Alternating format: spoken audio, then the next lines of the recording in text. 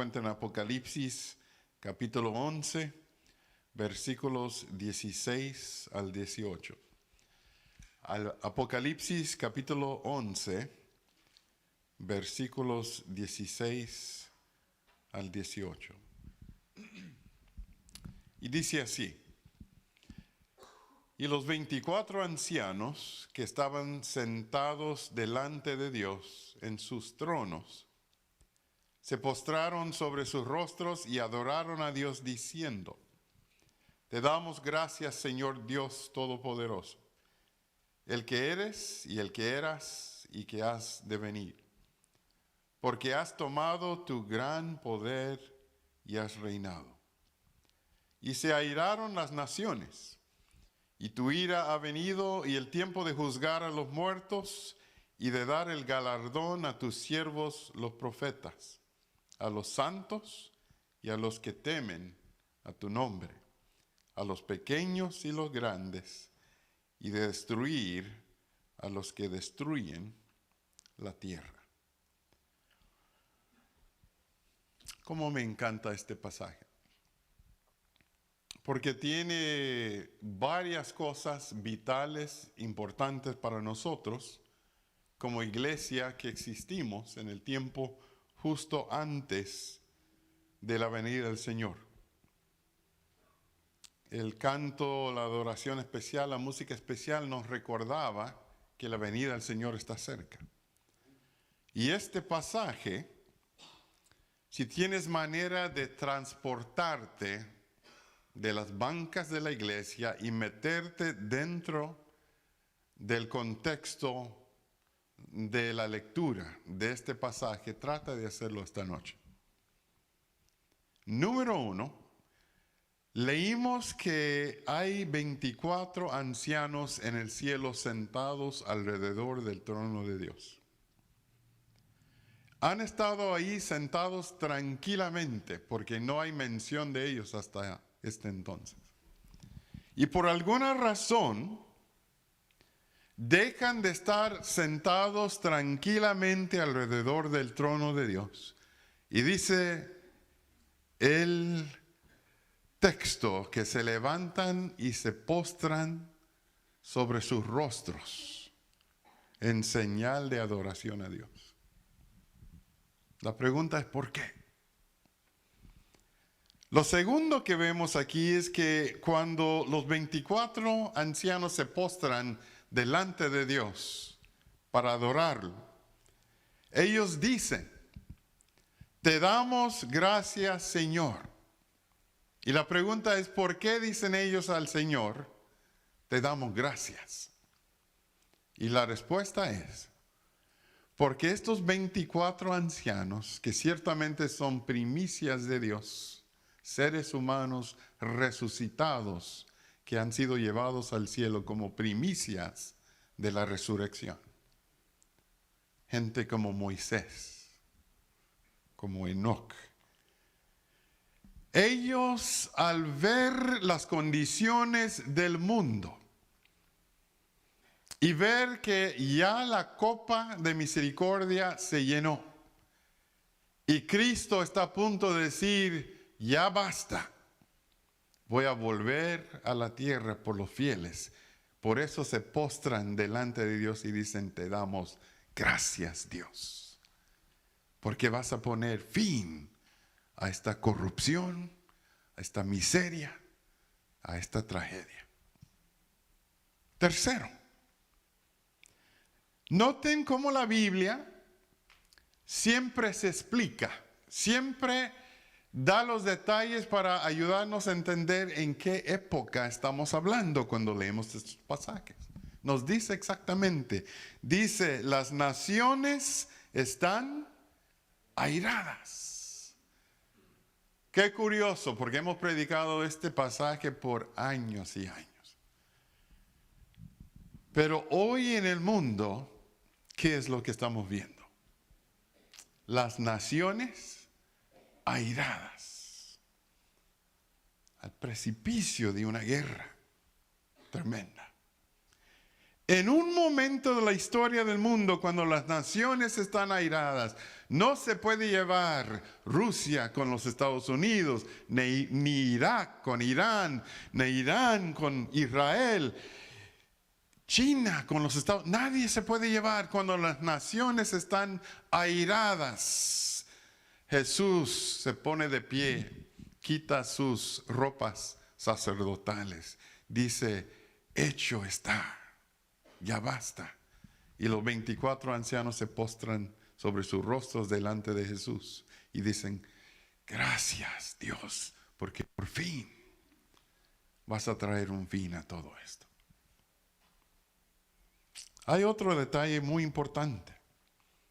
Y se airaron las naciones y tu ira ha venido y el tiempo de juzgar a los muertos y de dar el galardón a tus siervos los profetas.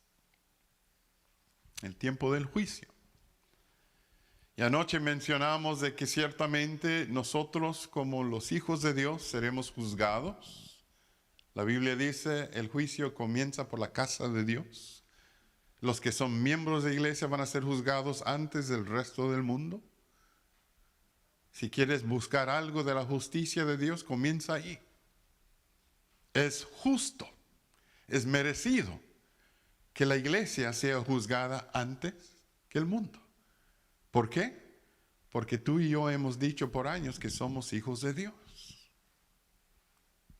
El mundo no se preocupa por Dios. Ellos tienen más tiempo para reaccionar a la justicia de Dios. Pero nosotros, que año tras año hemos dicho somos hijos de Dios, somos sus preferidos. Los que somos de la iglesia adventista decimos, somos la iglesia remanente. Es justo que seamos juzgados primero. Pero vimos también anoche de que el enfoque del juicio final no somos nosotros. Es Dios, es el Señor. Y nosotros somos testigos en el juicio que lleva a cabo todos los días el mundo enjuiciando a Dios. Por eso entra en juego lo que conocemos como la última iglesia que existe sobre la tierra antes de que venga Jesús. ¿Cuál es la última iglesia que existe de acuerdo al libro de Apocalipsis antes de que venga Jesús? La Odisea. ¿Por qué viene a colación la importancia de la descripción de la Odisea en el contexto del tiempo del fin, el juicio final, las naciones airadas y que Dios está a punto de decir basta ya? ¿Cuál es la condición de la Odisea? Cuando Dios esté a punto de poner fin a todo. Bueno, nosotros sabemos bien lo que dice Apocalipsis capítulo 3. Ojalá que fueses frío o caliente. Cuando tú lees eso como miembro de iglesia, cuando lees eso como cristiano, ¿qué es lo que entiendes? Si Dios nos dice a nosotros, ojalá que fueses frío o caliente, ¿qué nos está diciendo? No tenemos que hacer todo un exégesis teológico. A veces complicamos las cosas de más. Lo que Dios nos dice cuando dice, ojalá que fueses frío o caliente, es, no estás decidido dónde estás parado. Sencillamente. ¿Cuál es el mensaje de Dios a su iglesia en el tiempo del fin? Ojalá que decidieras dónde vas a estar. Porque estamos con un pie en la iglesia, un pie en el mundo. Si somos honestos, cuando venimos aquí a la iglesia y nos sentamos, somos toda devoción para Dios. Pero cuando estamos allá afuera con nuestros compañeros de trabajo que no aman a Dios, somos del mundo. Y en el contexto del final de todas las cosas, Dios lo único que nos quiere decir a nosotros, ojalá que decidieras dónde vas a estar. Me gusta lo que dice el pastor Robert Whelan en su libro As Many as I Love. Dice así: La Odisea no es peor que las otras 6 iglesias. Su problema es que le toca vivir en los últimos días de la historia del mundo. El tiempo de la purificación del templo de Dios en el cielo. En efectivo, no se encuentra viviendo a la altura de su llamado. Ella no sabe que es una desventurada, miserable, pobre, ciega y desnuda y destituida de la riqueza espiritual en un momento cuando más lo ocupa. Traducción al español. Que en un momento cuando más cerca debiésemos de estar de Jesús, aferrado a Él, no soltándole por nada, estamos en la mediocridad espiritual, no preocupados por nuestra condición. Por eso, si me da ganas de ir a la iglesia, voy, si no, no. Si me da ganas de ocupar ese cargo que la iglesia ha pedido, lo hago, si no, no. Si me da ganas de poner algo en el plato de ofrenda, pongo, si no, no. El desconecte, la falta de conexión con Dios está debilitando la iglesia y nos está incapacitando para ser ciudadanos del cielo. Dios está esperando la reacción de su iglesia. Noten bien, Marcos capítulo 4, versículo 29. Marcos capítulo 4, versículo 29. Y cuando la cosecha está, ¿qué cosa? Madura. Enseguida mete la hoz, porque la cosecha está lista. Está hablando de la segunda venida. Está hablando del fin del mundo. Está hablando de la cosecha final de almas. Y dice el texto, cuando la cosecha está madura, está lista, está manifestando fruto, está dando evidencia, mete la hoz y realiza su cosecha. Está lista para llevar la iglesia, porque la iglesia está mostrando que es capaz de vivir en el cielo. Y la pregunta es, cuando Dios mira a Carlos, no voy a hablar de ti, voy a hablar de mí mismo. Cuando Dios mira a Carlos, no el Carlos que se para delante de ustedes predicando, el Carlos cuando nadie está viendo. Cuando Dios mira a Carlos, Carlos demuestra evidencia de que está más capacitado para vivir en el cielo que en este mundo. Esa es la única pregunta que le concierne a Dios. Ella, él, ¿están más acondicionados para vivir en el cielo? ¿O están en casa aquí en la tierra? Ojalá que fueses frío o caliente. Vamos a ponerlo de esta forma. Lo que a Dios le interesa de su iglesia, en el contexto del fin del tiempo, es que seamos una reflexión de quién es Él. Vamos a decirlo de otra forma. Lo que le interesa a Dios es que el evangelio esté manifestado en mí, en ti. Que salga de lo escrito al corazón para que se manifieste abiertamente a todas las personas con quien tú y yo nos encontramos, para que digan, esa persona conoce a Jesús, sin que tengamos que citar un versículo bíblico, solamente viéndonos, digan, esa persona es diferente, ciertamente conocen a Jesús. Yo quiero ser como Él, como ella. Que la manifestación del evangelio se vea a leguas en nosotros. Eso es lo que Dios espera. Cuando mis 3 hijos fueron pequeños, mi hija mayor, Danet, ya tiene 35 años. Mi hijo, David, que por la gracia de Dios es pastor también, tiene 34 años. Mi hija menor, Daphne, tiene ya 29. Pero cuando ellos estaban chiquitos, pobrecitos, se parecían tanto a mí, que la gente le preguntaba a mi esposa, hermana, ¿esos son hijos suyos también? Y se enojaba ella. Claro que son mis hijos, yo soy la que los tuve. Yo sentí el dolor. Carlos no. Tuvo poco que ver él. Esos son mis hijos. Ay, pero hermana, no. El pastor le dejó sin nada. No se parecen a ustedes en nada. Y la verdad que sí, cuando estaban pequeños, eran idénticos a su papá, pobrecitos. Gracias a Dios ahora se parecen más a su mamá. Pero cuando estaban pequeños, no los podía negar, eran idénticos al papá. Y si yo hubiera llegado a la escuela a recogerlos cuando estaban pequeños,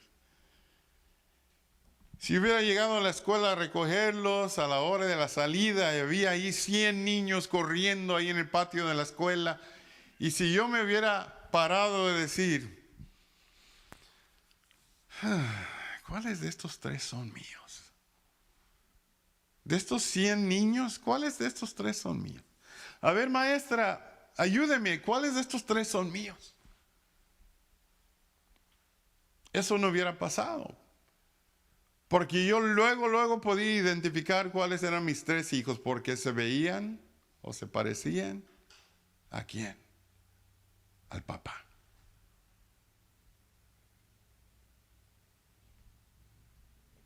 ¿Qué sucede cuando Dios mira desde el cielo a la iglesia y dice, yo estoy listo para ir a recoger a mis hijos? ¿Qué sucede si Dios mira a la iglesia y diga a Dios, a ver, ¿cuáles de estos son míos? Porque no los identifico. No hay ninguno que se parezca a mí. Se parecen al otro. ¿Será esa la razón que no ha venido el Señor?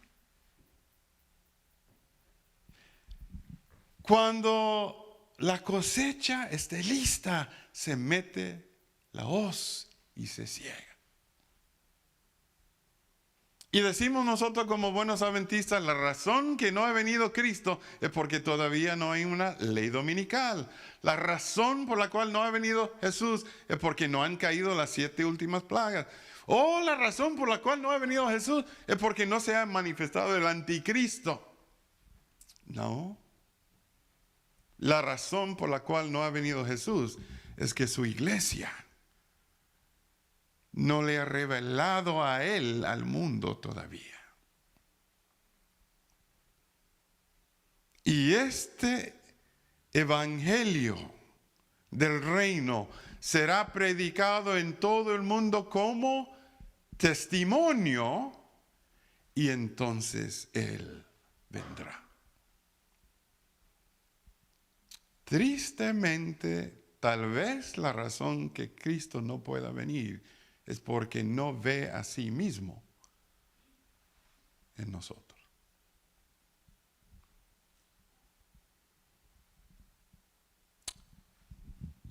Una de las señales del fin del mundo del cual habló Jesús fue falsos profetas.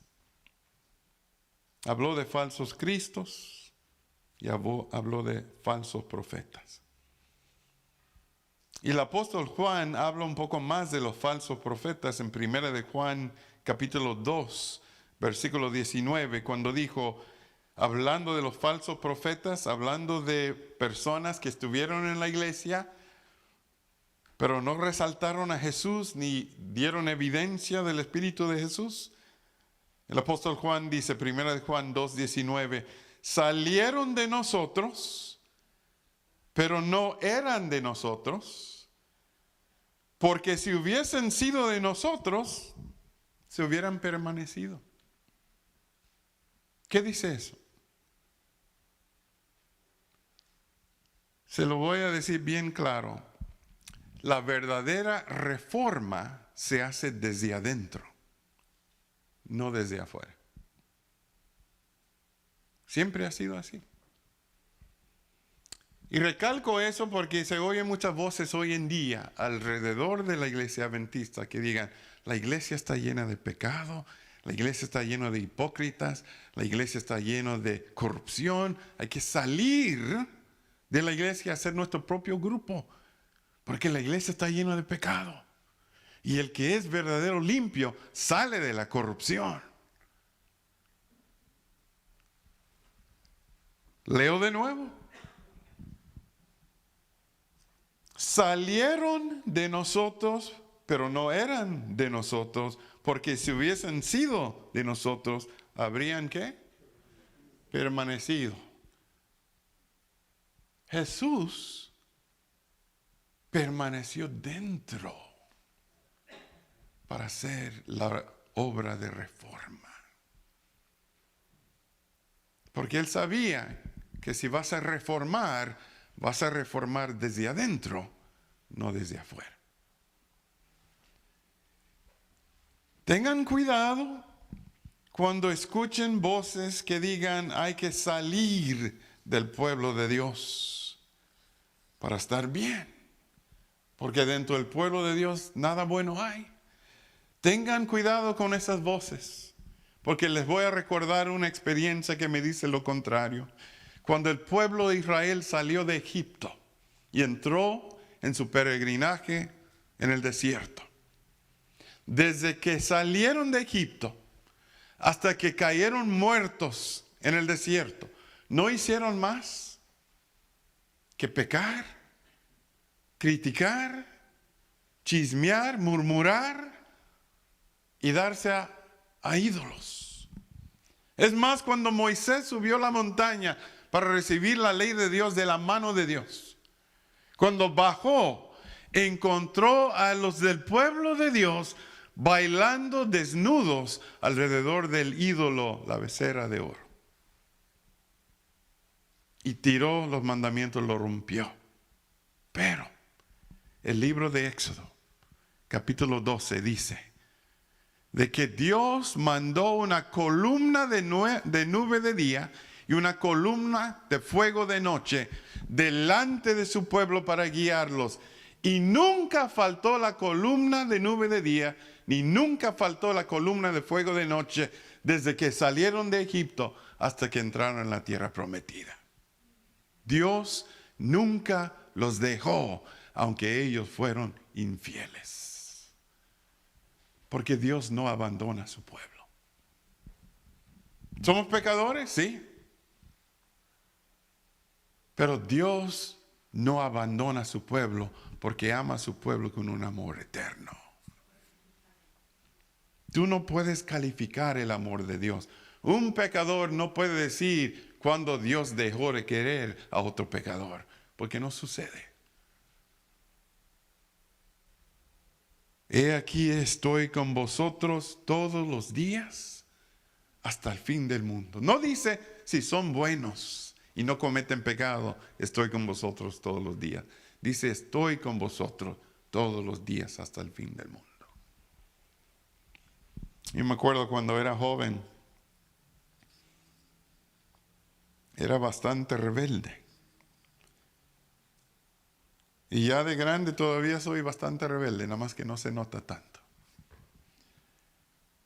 Lo sé disfrazar ahora. Pero cuando era adolescente, when I was a teenager, I was a handful. Y yo sé que mis padres querían lo mejor para mí, pero a veces usaban una lógica que confunde. Y a lo mejor algunos de ustedes escucharon este argumento cuando eran jóvenes. Mis padres me decían, si tú vas al cine, los ángeles de Dios se quedan afuera y tú entras ahí en el terreno del diablo y quién sabe lo que te pueda pasar ahí adentro. Querían meter el temor de Dios para que uno hiciera lo correcto, ¿verdad? Yo entiendo las intenciones. Pero años después me vine a entender que eso no era cierto. Porque si el diablo te puede agarrar donde sea, a solas, sin la protección de Dios, tú dejas de existir inmediatamente. Porque el diablo no está jugando contigo, el diablo quiere acabar contigo. Si no tuvieras la protección de Dios en las buenas y en las malas, no estarías aquí esta noche. Ahora, no es licencia para irme a fiestas, a irme a meterme al pecado de lleno, porque como quiera Dios me va a proteger. No es licencia para eso. Es seguridad de saber que Dios no ama como el ser humano ama. El ser humano te ama mientras tú le devuelves el amor. El día que tú le dejas de devolver el amor, el ser humano te bota. Dios no. Dios te quiere en las buenas y en las malas. La diferencia es que por la gracia de Dios, ojalá que un día tú lo quieras a Él también, tan profundamente, que ya no quisiera más traerle oprobio ni vergüenza a su nombre. Que un día tú entiendas, Dios me ama tan profundamente que yo le quiero devolver el gesto y mostrarle a Él con mi vida que yo aprecio de todo corazón el amor que Él me extiende sin límites. Por eso dice la hermana White, Palabra de Vida del Gran Maestro, página 48.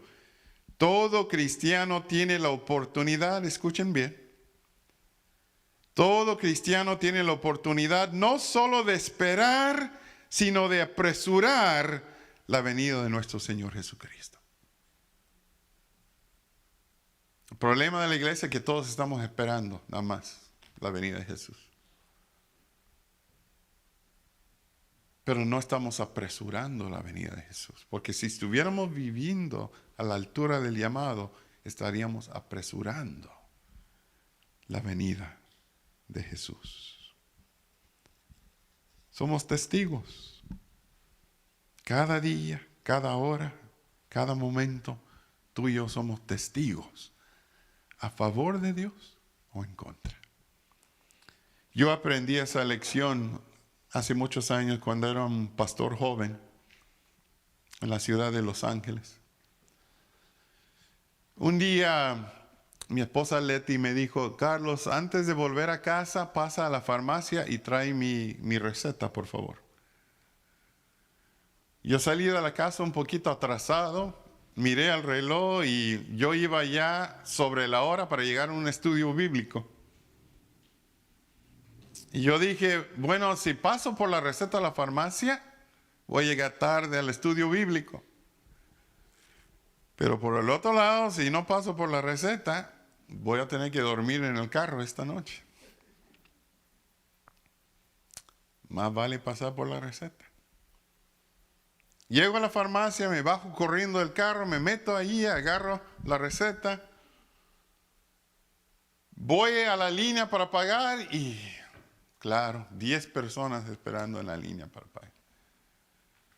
Yo viendo el reloj, ya 5 minutos tarde, ya 10 minutos tarde. Finalmente llego a la muchacha ahí en la caja, le doy un billete de 20, me devuelve la feria, voy corriendo al carro, enciendo el carro, miro mi mano y me doy cuenta que ella me devolvió los $20 completos.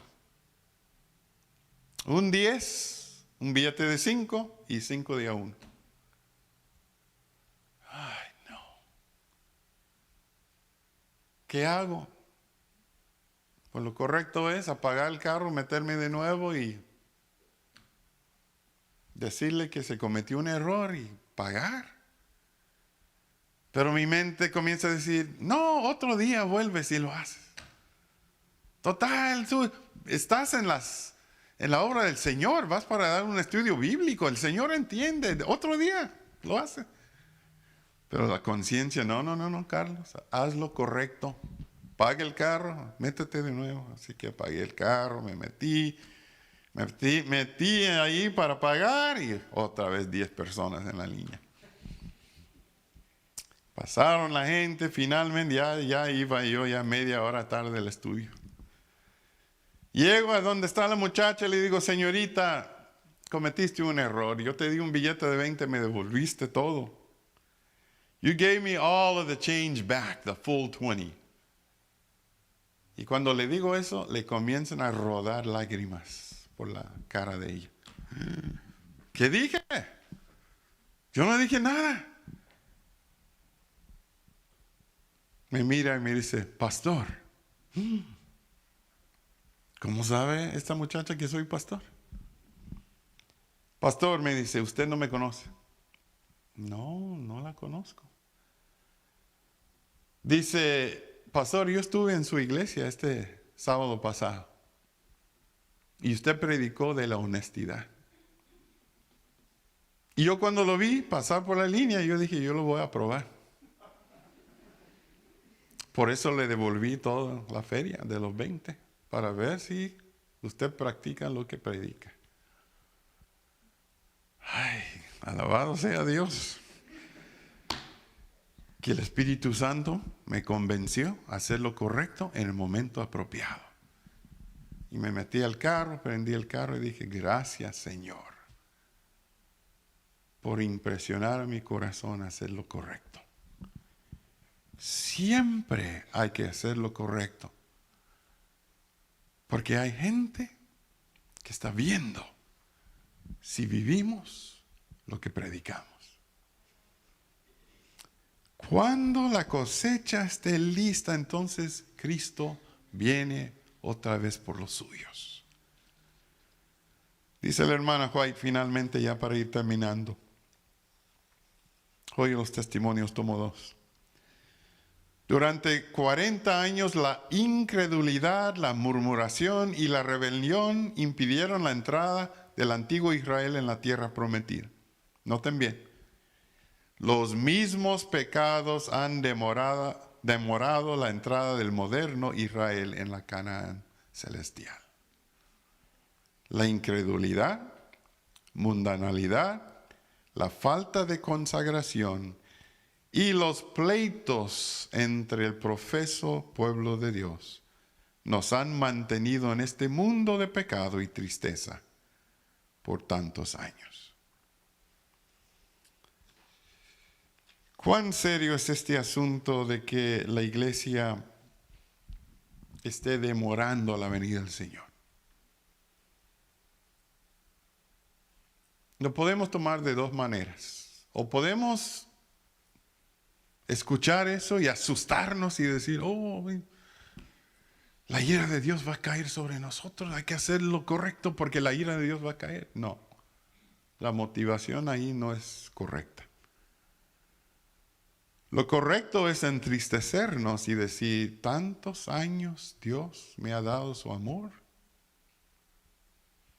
y todavía yo no he entendido al grado de ser agradecido por lo que Él hace por mí todos los días y todas las horas.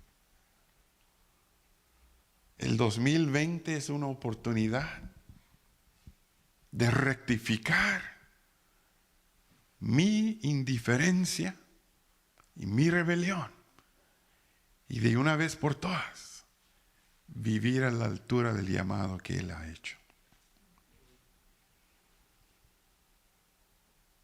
Cuando llegamos a entender la plenitud del sacrificio de Cristo, nuestra vida crece de una manera que honra y glorifica a Dios. No nos vemos igual como nos vimos el año pasado. No somos igual como fuimos hace 10 años. Se ve un progreso, un proceso de madurarse. Recuerden ustedes las palabras del apóstol Pablo, Hebreos capítulo 6, versículo 4. Hebreos capítulo 6, versículos 4 al 6. Esto es serio. Esto es bastante serio.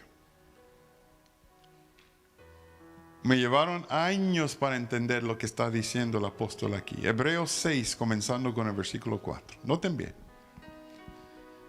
Porque es imposible que los que una vez fueron iluminados y gustaron del don celestial y fueron hechos partícipes del Espíritu Santo y asimismo gustaron de la buena palabra de Dios y los poderes del siglo venidero y recayeron,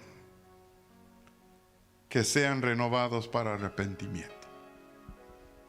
Porque crucifican de nuevo para sí al Hijo de Dios, exponiéndole a vituperio. Noten bien.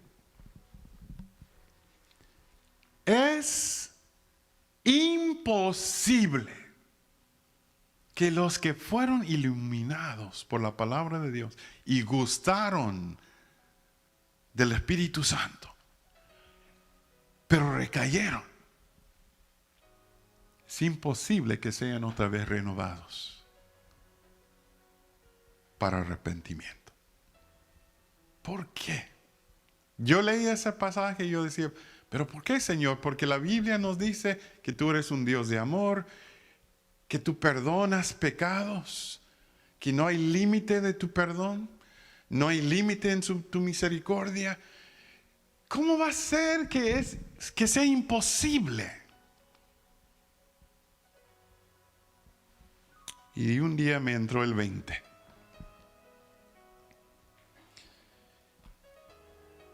Cuando yo peco y pido perdón a Dios y Él me perdona, y luego salgo el día siguiente y cometo el mismo pecado y pido perdón a Dios y me perdona, y salgo el siguiente día, cometo el mismo pecado y me perdona, y salgo el día siguiente y cometo el mismo pecado y Él me perdona, en algún momento ese proceso se convierte en burla a la gracia de Dios. Por eso es imposible que los miembros de iglesia que por años han leído la palabra de Dios, han experimentado el perdón de Dios, han gustado de la presencia de Dios en medio de su pueblo, pero estemos en un círculo vicioso de pecado acariciado. Llega el momento cuando es imposible que seamos renovados para arrepentimiento. ¿Por qué? Porque estamos más llenos de pecado que de la gracia de Dios. Algunos de ustedes saben que tengo sangre india americana. Y yo me acuerdo que mi madre, que ahora descansa en paz, mi madre natural que me dio la vida fue india americana, y mi madre adoptiva que me adoptó a los 3 días de edad también era india nativa. Y los indios tienen muchas anécdotas que usan para enfatizar las cosas. Y mi madre adoptiva decía: Carlos, en cada corazón hay un lobo blanco y un lobo negro. ¿Cuál es el que crece y cuál es el que muere? El que se alimenta, crece y domina al otro, finalmente destruyendo al otro. Y el que no se alimenta se vuelve cada vez más débil y un día muere en manos del otro. Los héroes de la fe alimentaron el lobo blanco, Cristo, quien dio muerte al enemigo Satanás. Pero cuando tú y yo alimentamos a Lucifer, y solo cuando venimos a la iglesia alimentamos a Cristo, domina el pecado en nuestra vida y llega a ser imposible que seamos renovados para arrepentimiento. Porque en algún momento se dio muerte a la justicia de Dios en el corazón. Dios tenga misericordia de nosotros. Que no pase eso con ninguno de nosotros en este momento tan crítico de la historia del mundo.